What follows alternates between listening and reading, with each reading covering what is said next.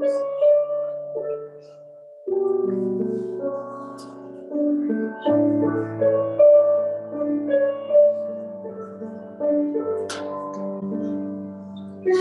deep the Father's love for us, how vast beyond all measure, that He should give His only Son to make a wretched treasure. How great the pain of sin lost. The Father turns His face away, as wounds which mar the chosen one bring many sons to glory. Such a beautiful retelling of the story of Christ.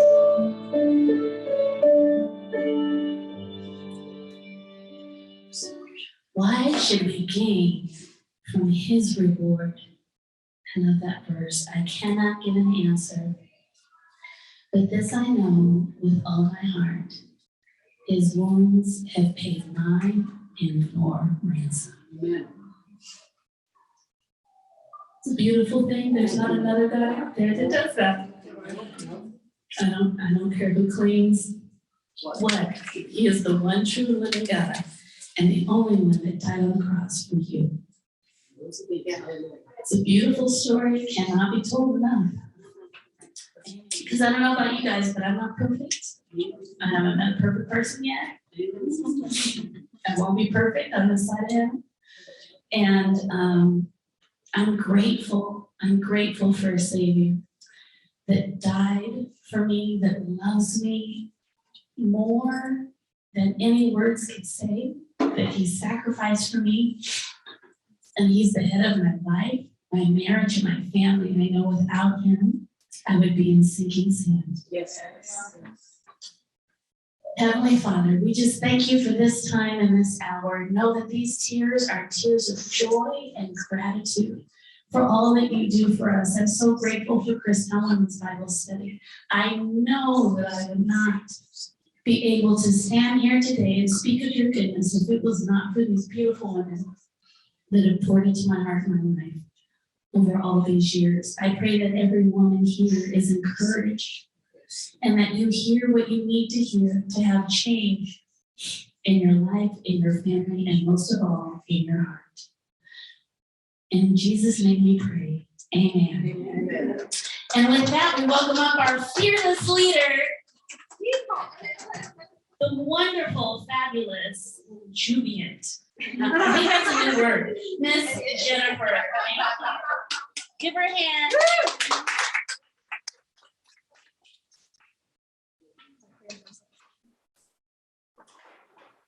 Well, good morning. Thank you, Rochelle. That is just exactly what we all needed this morning, I am sure.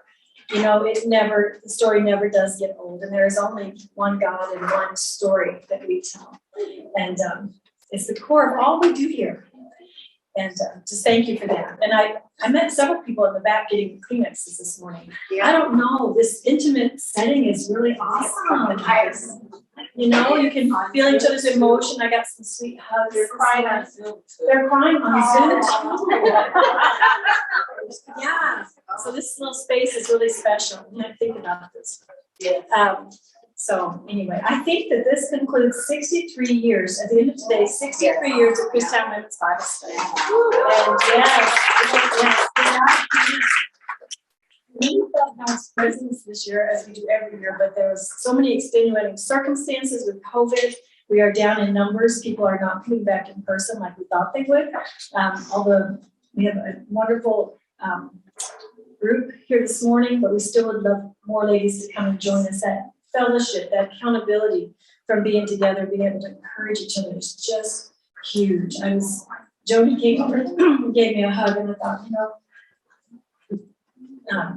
She has meant so much to me for 35 years. I mean, I often hear her talking to me in my troubles or whatever, or, things I've heard her say, and that we all have that opportunity to teach each other that way, just by testimony. So speaking of which, at the end of today, I hope that if you have a testimony, you'd be willing to come up here and share. In thinking about today, I was kind of thinking of what topics could we cover. And you guys know how I always talk about the Access newsletter in the ministry. I was listening to a podcast, and they were talking about how important it is to include your family, all your family, your children, in any kind of changes coming up, and anything that you're engaged in, not to just, expect the kids to follow along just because, just it's fair to let them be in on the decisions and things. Not that they, depending on how much you give them, but just to keep them aware and let them buy in. And so when they were talking about that, I thought, that reminds me of somebody I know. And that would be Jan Larry. And Jan and her family have been having family meetings for a very long time. So I wanted to call her up, and she's going to share a few minutes about how they do those family meetings and what they've meant to her family. And I hope that you will enjoy it. Thank you so much, Jennifer. We love her. I'm Jan Larrabee, and I've been coming to this Bible study for over 30 years. And it's just like, and I am blessed beyond. It has helped me in every single area of my life. And my marriage, big time, and raising children, and my relationship with the Lord Jesus. It's just helped me so much. I can't even put words onto it. Yes. Well, thank you. Let there be light. I don't know about looking at me at the light, but anyway, I like it kind of dark. But anyway, I just don't think there's another Bible study like this. I think this is pure treasure from God. It's all based on the Word of God. And I just, I wouldn't be here like Rochelle said, and thank you for your worship. It was beautiful today. It was so beautiful. And I wouldn't be here. I wouldn't be able to speak to you all. I wouldn't be able to testify. My marriage is almost 40 years now. And I'm married to the best man on earth. He's so great to me. And so anyway, I just wanted to stress how important it is to have family meetings. We've been doing them for over 20 years. It started out, I wasn't going to say this, but it's kind of good because I think you should hear the positives and the negatives about life. My husband's been on boards, on school boards, 2 school boards for over 20 years. And school boards, I don't know if you guys realize, but it does take a lot of time.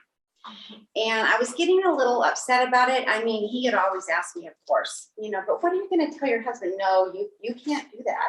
No, And so anyway, it's been a blessing in actuality. So I asked the Lord to help me make a good decision on, rather than getting upset about it, what could I do to benefit the family? And so these family meetings have become something that's just precious. And I asked my husband what he thought about them. And he said, one of the main things that has enhanced our family is that each person in the family gets to add to decisions, the communications out, whatever's bothering them. And this is all without interruption. These family meetings are for the benefit of the family. They're not for arguments. They're not for, getting all the negatives out. They're for the benefit of the whole. And what makes them so nice for the children is like Jennifer was saying, the children are involved in it. And each child gets to have we do some, not rules, but some boundaries. Everyone gets 10 minutes to speak. Because, you could go for hours. And ours sometimes do. We kind of bend the rules. But sometimes, you need it. You need it. And the communication, you'll find out things that you never would find out. And it makes each child feel very special. And I think that's what God would have so that we could glorify God in our families. What the main part would be for organization. because I think in the world that we live today, people are just going everywhere, and we have to hone it down to our families, because our families are number one in this world, our husbands and our children. And we want to organize when there's events happening. We still have 2 adult children that live at home. So I know the ones that even have little ones, how it is, because my daughter's doing this, my son's doing that. My son has special needs. So there's a lot of different organizations that I have to, advocate for him. And if I don't, no one will, And so when problems occur, sometimes we have emergency meetings, and those are very helpful for the emergency situation to be able to be handled in a really kind, loving way. And the kids feel like they are involved in this, and it's just so good for the whole family. One of the best things that I've learned in these family meetings is to be a good listener. Now, I haven't learned it real well, but in the family meetings, I really do. I listen to my children, they listen to me. And they're at the end of these meetings, what we do is each person has about 10 minutes, like I said, and they say what's working for them and what's not working for them. And this is all done without interruption. And what it does is it helps us find out what's going on in our children's lives, and we get to know our children. We get to know our children. And the world that we live today, you see people just going around and they don't know their children. And we need to know our husbands. We need to ask our husbands. These meetings are put together with prayer. I ask my husband what needs to come up in these meetings. When we have the meetings, we used to have them once a month. Then they went to 3 months. And then as your children get older, you don't really need them as much because we pretty much talk every day. So we kind of have family meetings every day now. And it's really lovely. And I think the reason why we can do that is because we've done this for 20 years. And so they feel comfortable to come with us with issues. And we can give them godly advice. Our daughter, it's pretty amazing. She's 22 years old. And a lot of 22-year-olds, they don't want to know their parents' opinions or anything. She tells us everything. So don't tell her anything unless you want us to hear it. She's so wonderful.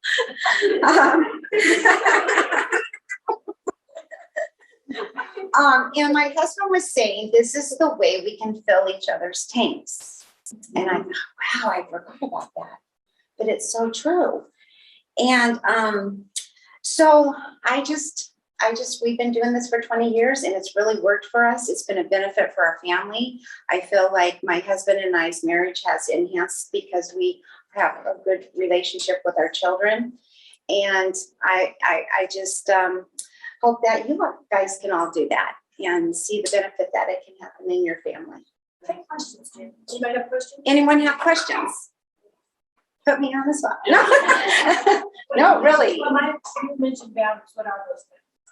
Well, the boundaries as far as the family meetings are, each person gets a certain amount of time to speak. There's no interruption. That is a biggie because at first, you think of these family meetings as maybe being, not so good, like a fight. And that's not what they're for at all. They're for the benefit. And again, ask me your question again. I went on a rabbit trail.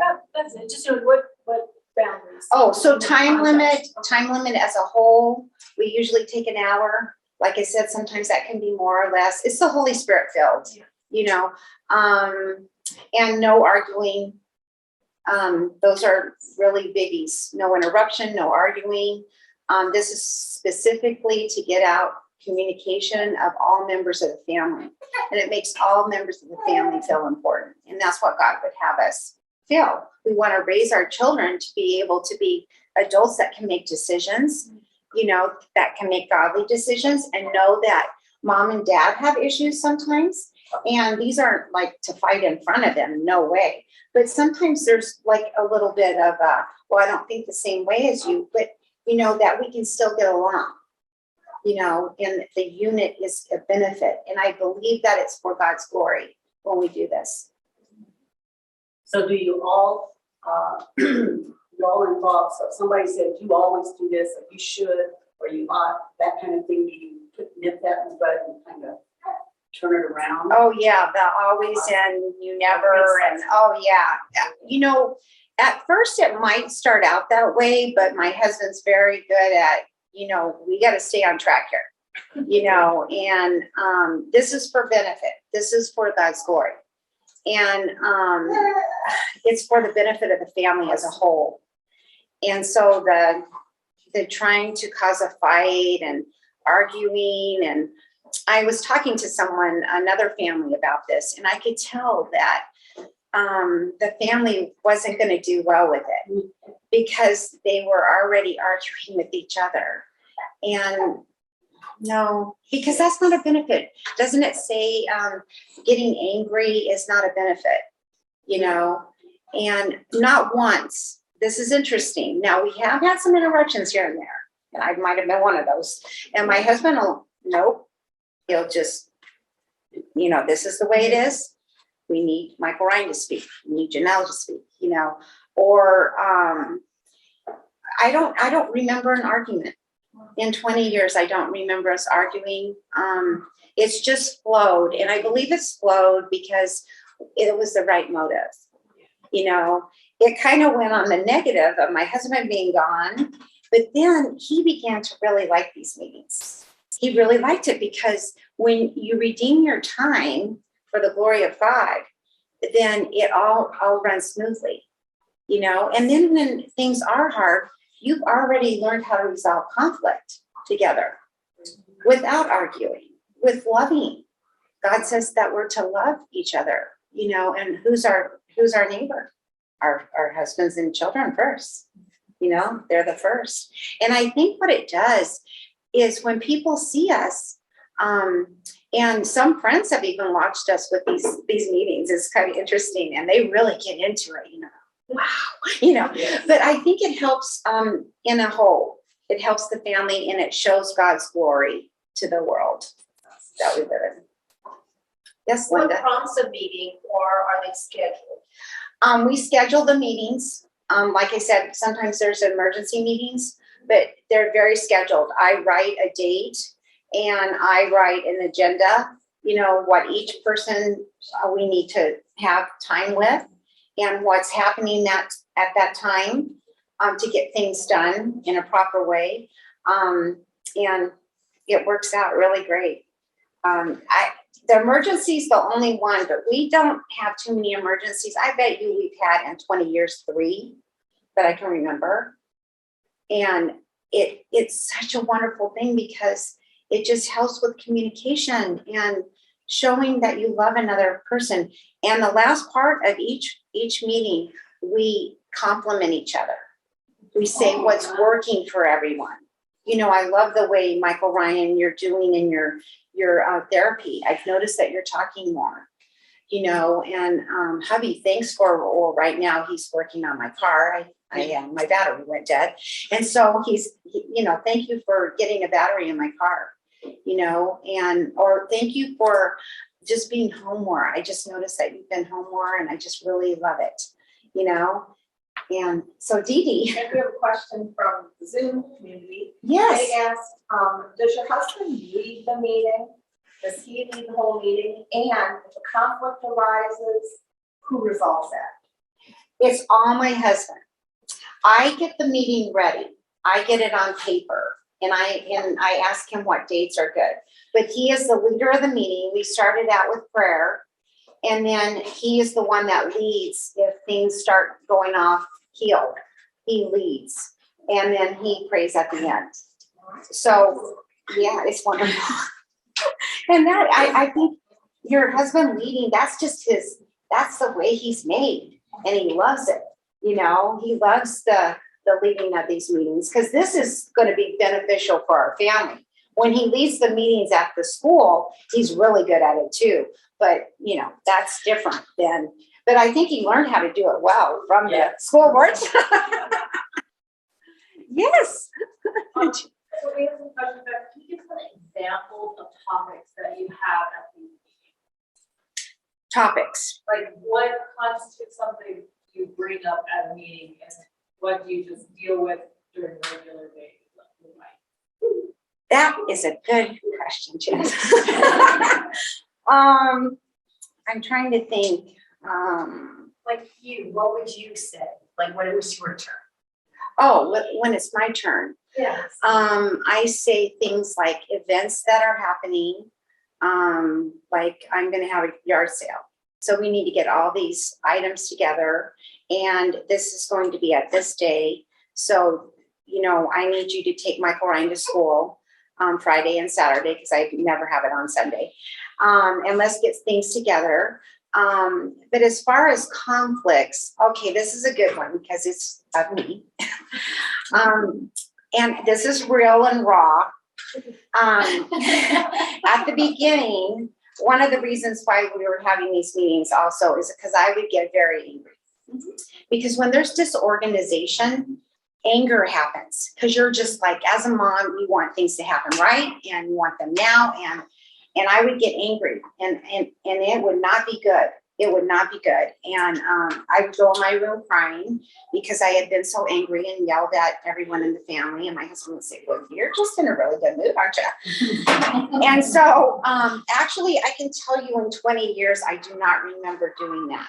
So I had forgotten about that. But like, for instance, my kids would tell me that I would be yelling at them too much. You know, too much. One time is too much. And I would be grateful to them that they told me.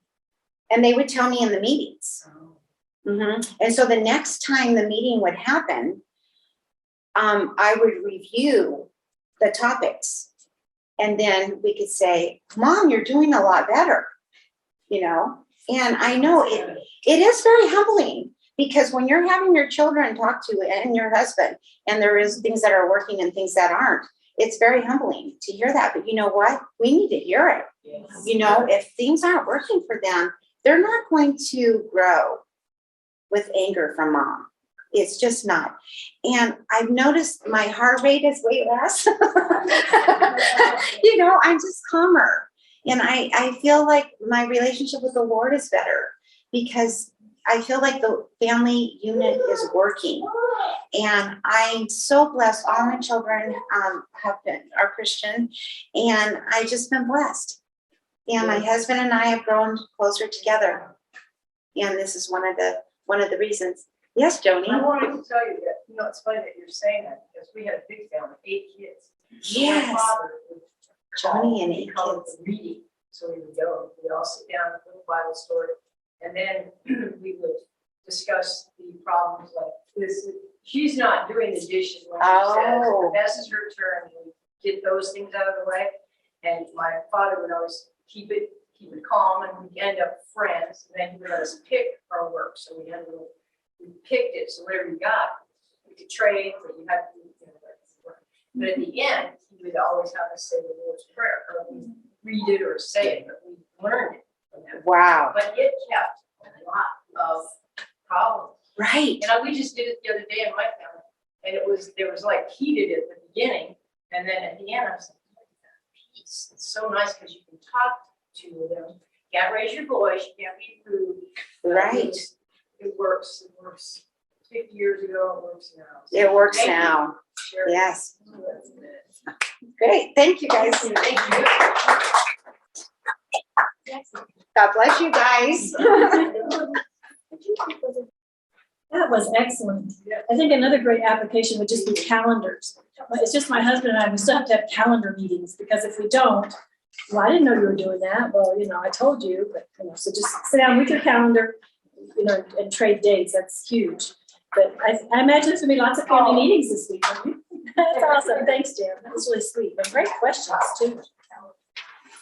So I wanted to talk a few minutes just about documents. I know that sounds so boring. And I hate to bring it up again, but it's based on what we went through with my husband. And I do want you to know he's fine. He's doing great. He told me today, he said, coming back, I feel good. I was working out in the yard. He's like, I can work out in the yard and still keep going. So praise God. Thank you for all your sweet prayers. Yeah. But I just kind of wanted to paint a picture for you about how the beginning of this thing all went down. So Rosie had flown he drove to New Orleans for a business trip. And then this was August. And then I flew out and we drove home together. And the whole time we're driving home together, he's going, okay, so you know you know about these bank accounts, and you know where to find the trust, and it was over and over. I said, would you just please stop it? I said, you're really bugging me. This is really scary. No, you need to know these things. And he's always been very, very good about that. And whether your husband is or isn't, it's your job to make sure that it is your business. And so he had been very, very good about getting all these things in order for us. And so that was August. And then end of October, he had that accident and he was out of it for 3 solid months. And so when I got to the hospital, I'm at work in October, and the phone rings, and just one of the guys, they've all gone out in the desert, had some friends coming out, they went out for a quad ride. A new guy was driving, he flips it, and they're in this accident. And so Rosie's coworker called and said, Jennifer, there's been an accident, you need to go to the hospital. And so I'm trying to think, I'm just not going to get upset. I'm just going to wait and see, which is not like me at all. And so, but I got down there and I waited and I waited and I waited, and nobody came to talk to me. Nobody told me what was going on. And they finally said, he's ready. And so they brought me in, and he was totally out. He had these big purple eyes. He was intubated. I mean, it was the scariest thing, and nobody made me ready. Okay, but in that, so now I have a husband who has absolutely no decision-making skills for himself or anybody else for 3 months. And so I passed out a paper here, and these are things that we did have. And I'm so very thankful, because ladies, this isn't for old people. This is for all of you, and it's for your protection. And I can't even begin to tell you the amount of time it saved me. And not even just time, but there would have been things that would have been impossible for me to do without these permissions that we had in order. So the first thing that I would tell you is you need a durable power of attorney for healthcare. And hey, I'm not a lawyer. This is not legal advice. Okay, all right, that's my disclaimer.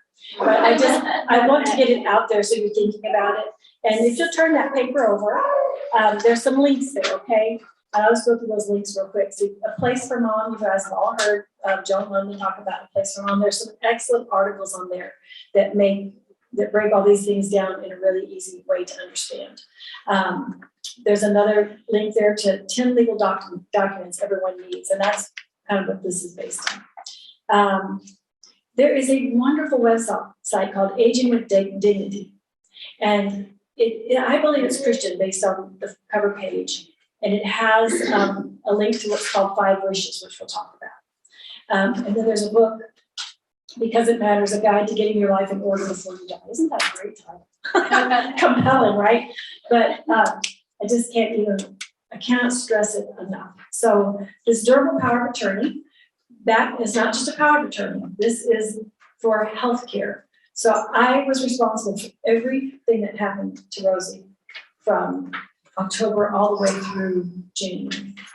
And there was a time that I had to put a do not resuscitate on him. There were times they did resuscitate him, and I had to give that permission. There was times I actually had a doctor fired. He was hurting Rosie, and I had to step in and intervene. And I was there every single day. I spent the night there. And in the mornings, if you've never been in an emergency or an ICU for any amount of time, they come around to your room as a team. And in the first couple of days, they said, "Oh, you can listen."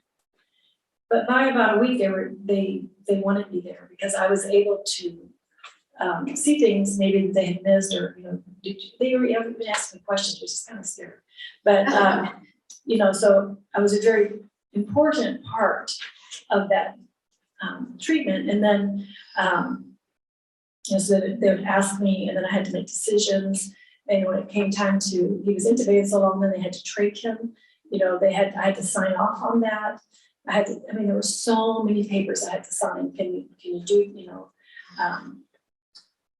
things and then if I didn't want something, I had to be able to say that. So they have told me that if I hadn't been there, he might not have made it. One was that doctor, and then, just things that all along the way. But can you imagine if I hadn't had that? I would have had to just stand by and watch whatever they decided to do to him. So durable power of attorney is very, very important. Next is the living will. And when I just mentioned to you 5 wishes, that is a living will. So a living will is when you decide while you're healthy, what you would like to help what happened to you in the event of being, unable to make your own decisions. And so you write a directive. And so that 5 wishes link, there's also what I didn't put down, it's an app, and it's called My Directives, and it's an app. And the app is super cool because you can share it. So you make the app, and I can share it with my mom, I can share it with my doctors, everybody has the information in the cloud in one place. And you can change it in a moment's time. So once you do these, you always go back and review them. So make your living will. And I don't care how old you are.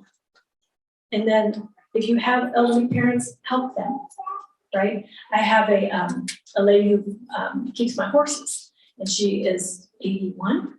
She is alone. She has no family. She has no children. Her children have passed. She has nobody. And so I've been trying to encourage her, please fill this out, because if she doesn't, what happens when she passes? Everything goes to the state. It does. Do you really want all the things you worked so hard for to go to the state? No, you don't. So this is your way this is keeper of the home big time. This is how you care for your family. This is really boring. This is really, minutia, it feels like, but you have all summer now with no class. Pick a document a week, okay? The other thing I want to say is these are not to be done. These are not DIY projects. You need an attorney. Because you go on the website or the web and you just download one and you sign it, that is not binding. And there are loopholes in those. You need an attorney. So you get yourself in order, you get someone you trust, you get someone who's marked as a fiduciary. That's not the way you say it, fiduciary. How do you say it? That's it. Is that it?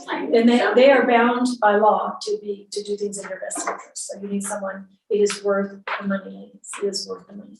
So besides and I have these from my mother as well, okay, which I needed to have when she went through the death of her husband because she could not think for herself. But this financial durable power of attorney is the same. You can make financial decisions should be incapacitated. So we had just sold some property on our way home. We were driving home from this trip before his accident, and we got a call, we'd like to buy that property. We decided we would do it. We were only halfway through that process, and he was hurt, and so I was able to finish that up. And then, it goes on, and then you could read for yourself, but there's things like the beneficiary deed. If you don't have a trust, which is kind of an overarching thing, talk to your attorney about what works for your family, but everything that you have should be designated. Where does your real estate go? Where does your house go? Where does your belongings go? Everything should be marked if you have a desire. Okay. For my friend who has no family left, she's going to be leaving it to the Science Center at ASU. I mean, how much better is that than just letting things go to the state and sit? Of course, the HEPA, you guys all, I'm sure, are aware how obnoxious those rules are for any kind of healthcare. But you need, so I could talk to, I could sign on to Rosie's Mayo portal. They would respond to me immediately. They'd talk to me on the phone. Who is this? I'm Jennifer. Oh, I see you here. And in the beginning, they had to have copies of our documents. I turned them in. I was able to talk to anybody, anytime, make any phone call, make any, get all results, everything. So that was wonderful. Also for your banks, I don't think I have this one actually at home, pay upon death designation, which I have to look into that one for myself. Digital asset inventory, ladies, I am in the middle of this one. Rose and I both were, and between the two of us, probably 100 passwords. And it's hard to find a way to keep them where you can easily change them. And anything you put in the cloud is somewhat compromised. So At this point, I'm just creating a document, and we're going to still review it once a month. About the property, Uh-huh. we had all that done. Yeah, Our, guy that did our revocable friendly trust said to put another name besides your immediate family. What if you're in a wreck? oh, What if your interesting, name, everybody's wiped out? yeah, You need another name on that document to go to that, to go so it won't override the state. awesome. When you're creating this document for yourself, Yes. Bank accounts, credit cards, passwords, all in one place that you can both access. If I pass today, Rosie, be out of luck, because I keep all of them. And so we have had this on our plate to try to figure out. I've looked into some different ones. I have not found a perfect solution, but and he doesn't like the cloud for stuff because it's, can be compromised. So we are looking at just doing an old-fashioned document and just reviewing it. You just have to be really, really good about refreshing it when somebody changes. If you can't get in, he'll look at it and goes, have you been in this account? Have you changed the password? Maybe. Usually. So, anyway, this is just a couple more things to wrap up. If you have older parents too, you can do limited powers of attorney. So if they're going on a travel trip and you want to be able, they need to manage some things while they're gone. And then it's really important when you have those power of attorneys, like for my mom, she has 3 daughters, right? And so, to go ahead and designate who will be in charge of what. I'm in charge of my mom's medical, my sister is in charge of her finances. But it's much better to have that designated than for them to be fighting over. Because I know we can talk about things, but I know final say on these things is hers, final things say on these things is mine.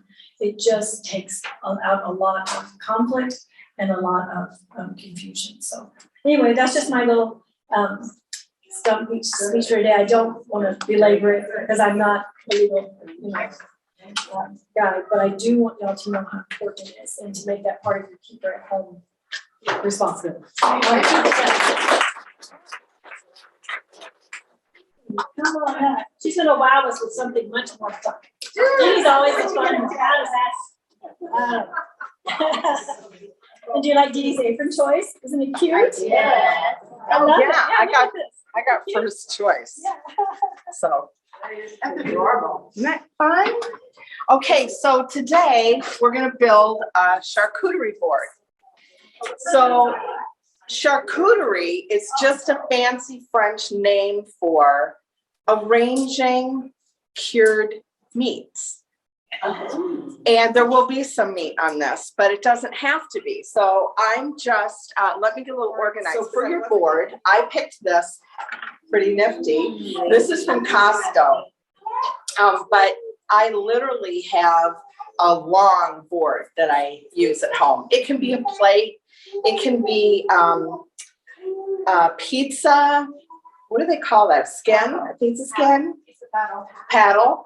Those are really cute, but it really can be anything. And it can be small or it can be huge, just depending on who you're serving.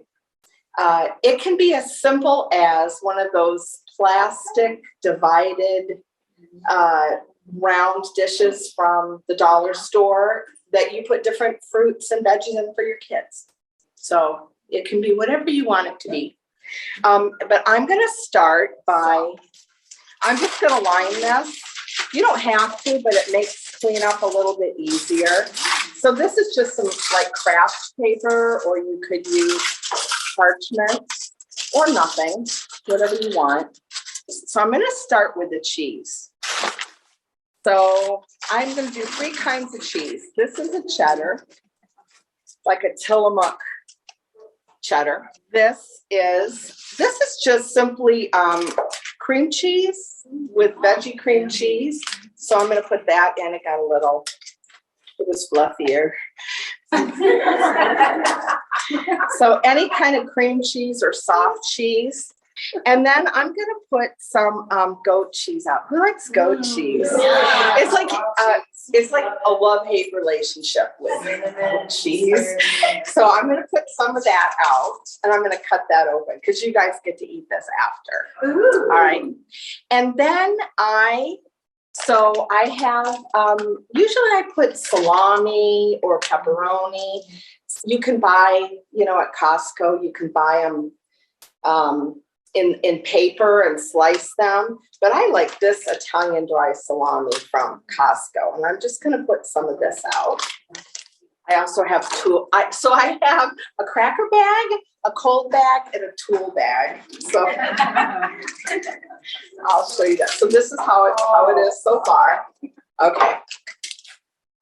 And then I took some roasted turkey breast and then I laid a piece of Swiss over it and rolled it up. So it just kind of looked a little fancy schmancy right out of the drawer.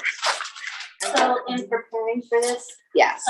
you suggest a good start is different meats. Different meats, different cheeses, and crackers.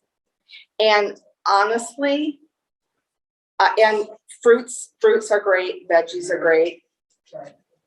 I pretty much didn't buy very much for this because this is literally how my refrigerator looks. Wow. So we do, this is like my favorite thing to take if I was gonna do a potluck. This would be my favorite thing to take. All right, so basically I've got cheese and I've got meat out right now, so that. You get to eat it later so you can see it. And then I use, I'm gonna put some of my tools out next. So I'm gonna put out tools. And these are just little wooden bowls that I put out because I have some stuff I'm gonna put in them. How cool is this? This is a cheese slicer. So it goes just like that. Wow. I'm an olive girl. Anyone here like olives? So I'm an olive girl. So I've got some olives, pecans, some nuts. So my son asked me when I realized I had a food hoarding problem. Because I would literally do this on a weekend when they were there. Oh, let me just whip something together. I'm gonna put some dried apricots. I have a question. Yes. About how many people would you think? Well, in a case like this where there's a bunch of other food, all of you, it'll feed 25. Oh, yeah. But this I would do maybe for maybe 10 people before, if I was gonna put out an appetizer before dinner, I would say. And there'll be leftovers, So here's some dried food. Actually, I'm gonna tuck this out. That's just a little sanitation. And I'm gonna put some sticks in here. So right in there. So. And then these toasts are really good with soft, the soft goat cheese or the cream cheese. So I'm gonna put some toast here. These are just Ritz crackers. I will usually put out maybe 3 different kinds of crackers. Now, let me tell you that I did have some grapes. But it ended up being my husband's tie because he ate them all. And I might have had some Honeycrisp apple also, but yeah, you guessed it. He took it in his lunch. So, and I love these pita bite crackers. They're really yummy from Trader Joe's. So I'm just gonna sprinkle those in here. And I'm gonna put some baby carrots in where the grapes might have gone. So apple is a really nice thing to go with cheese. I have a little assortment of knives for spreading. This is another fun cheese slicer that you drag across the top of cheese that you can put in, but I'm just gonna add some little forks in here so you don't have to use fingers when you get into here. And then also I have like little aluminum knives, but you're gonna be able to dig into this. Other ideas would be berries, strawberries, cucumber would be really yummy. You know what your family likes, and but so it's kind of fancy looking, huh? And you saw how fancy it was, right? So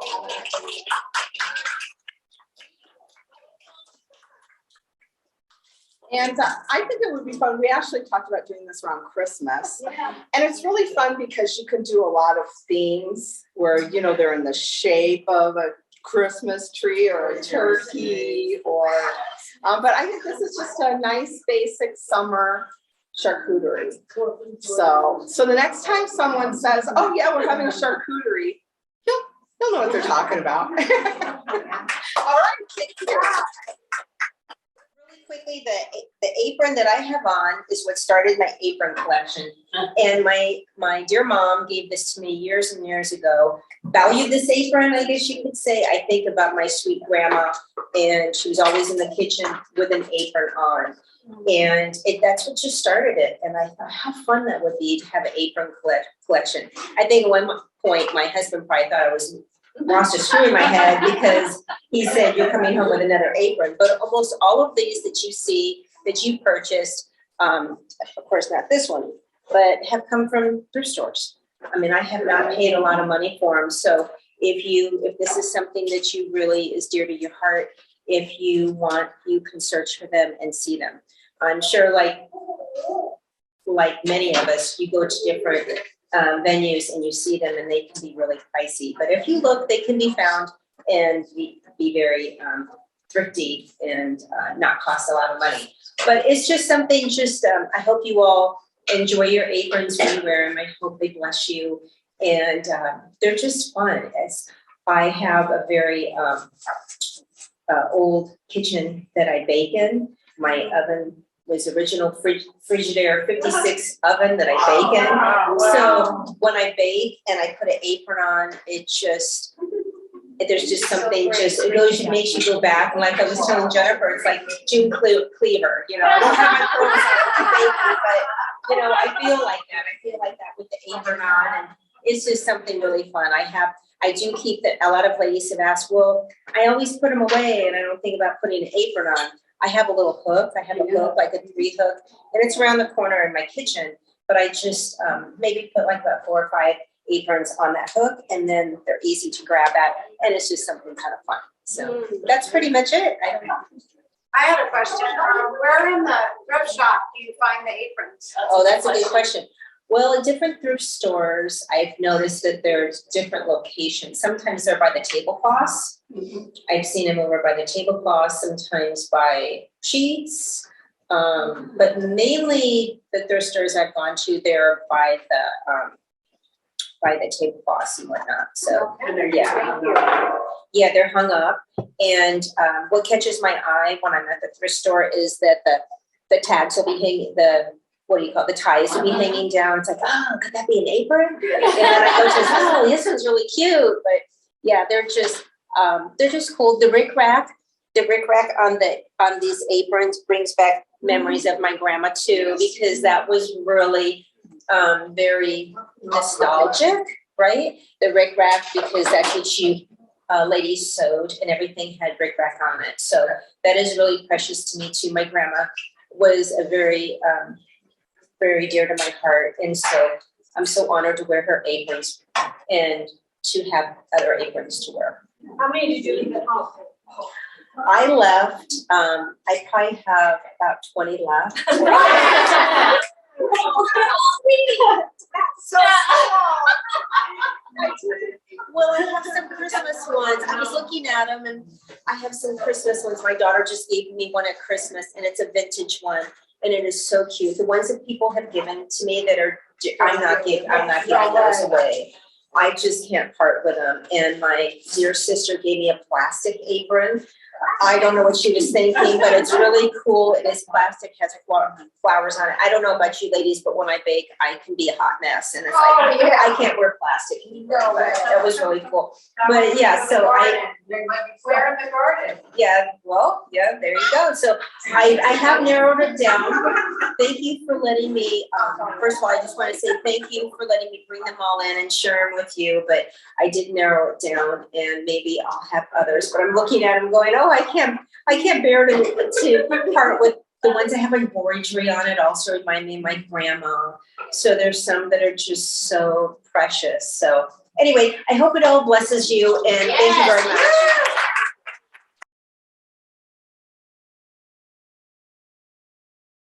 But basically, every year we have the National Day of Prayer, and it is, it's through a proclamation. It goes to the president, and we ask the governor for the same things. So we have that. And we organize prayer events.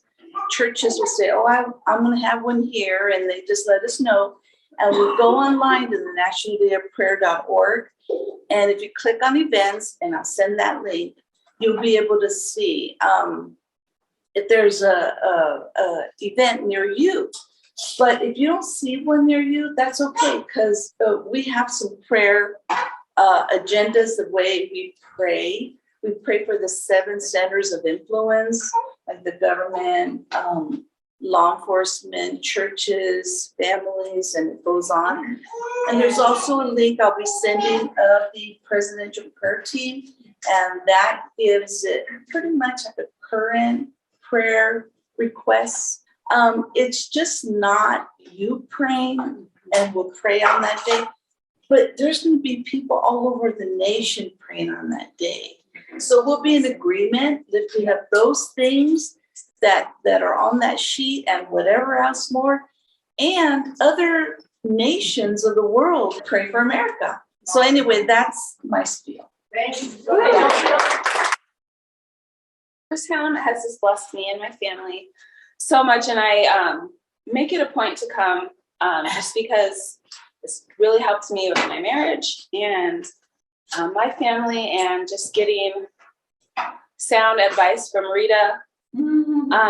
I just love her, and she's so dear to my heart, and just how much good advice that she's given to me. And just when I want to lash out, she's like, well, just pray about it for a couple days. And I'm like, but I want to say something now, And so I just really appreciate all you ladies and your wisdom and good advice. And just thank you. No. Beautiful.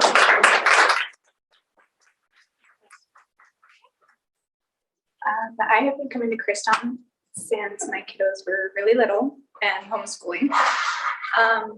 But before Christown, I was known as the screaming mama, very short-tempered, everything irritated. I was very much a dictator, and what I said went. It didn't matter feelings or anything. And I learned through here it's because of my upbringing. I had no structure, and so I tried to be the opposite, but too much so. And that also carried into my marriage. And I've learned to take a step back. And Christown has tremendously helped me, our family, my marriage. And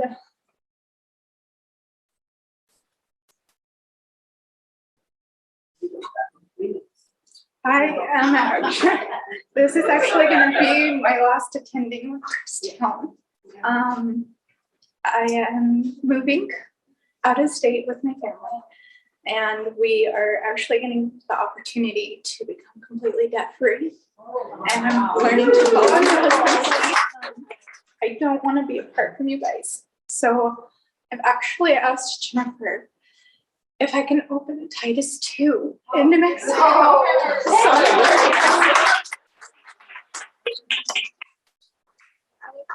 You guys and giving you guys updates as to how that goes. And still tune in. Yes. Yeah. Thanks, Ms. Carey. That is the ever widening circle. You don't have to ask me. She asked for materials. Yes, I'll give you materials, but God, you know, obviously bless that heart that wants to serve.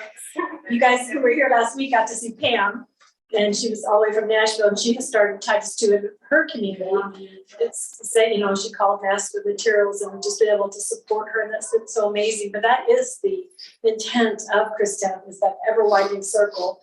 And you may not be in a place to start your own ministry, but each of you do have your own ministry within your own sphere of influence, and it is so very, very important.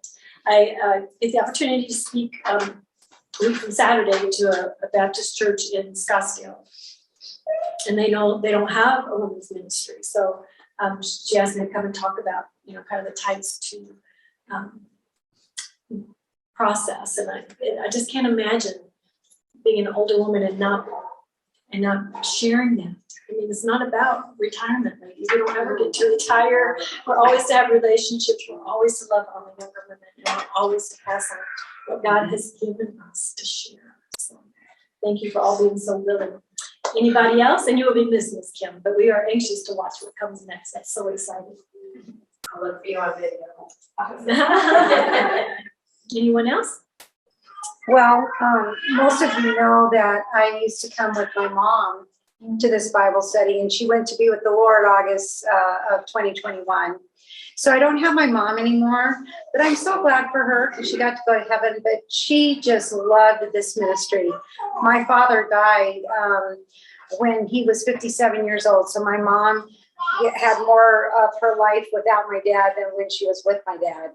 And this is one of the things that she said to me, is that she so wished she had Christown Bible when he was alive, and that she loved him every day more and more. And so we would have been coming back. When it went on Zoom, I had a really hard time on Zoom. And I'm not a good teacher on Zoom. I don't know what Zoom people think, but I had a hard time with it. My computer wouldn't work, and so it got me frustrated. And so I didn't come for a while. And then after my mom went to be with the Lord, I know that she would have come back to Christown. And I just thank the Lord for Christown. Like I said, it's treasure. I just wanted to say thank you for accepting me and welcoming me here this past year. It means a lot. Miss Angie invited me, and it's made a huge difference in my life, and I'm grateful that I'm learning this now, being young, before being married. So hopefully it will make a world of difference with the rest of my life. So So let's just close in prayer, and then you guys can hang out. It's only 11:15. It gives you a half hour to just have some really true good fellowships. Dearest Jesus, just thank you for this really, really special morning together. A little bit different format, a little bit closer together. Some practical things that we were able to share, Lord, and encourage each other with. And I can tell everybody just enjoyed fellowshipping together today. Lord, I just thank you for the special ladies here, for each of them, for each of their strengths, Lord, each of their weaknesses, each of their heart's desire, Lord, to grow in you, and their heart's desire to be an older woman to someone else. I pray, Lord, that you always remind us, we may not be capable, and we're not, but you are. Yes. And that's what we give testimony to, Lord, that no matter what the circumstances in our life, you are dear. And no matter how desperate it looks, Lord, you have a plan for us that love you, that are called according to your purpose. Thank you for this day, Lord. We have the summer stretched out before us, and I just pray that you would protect us, protect our families, protect our hearts, Lord, keep us true to you. And thank you for this day in Jesus' name. Amen. So if you're watching your email, thank you, everybody.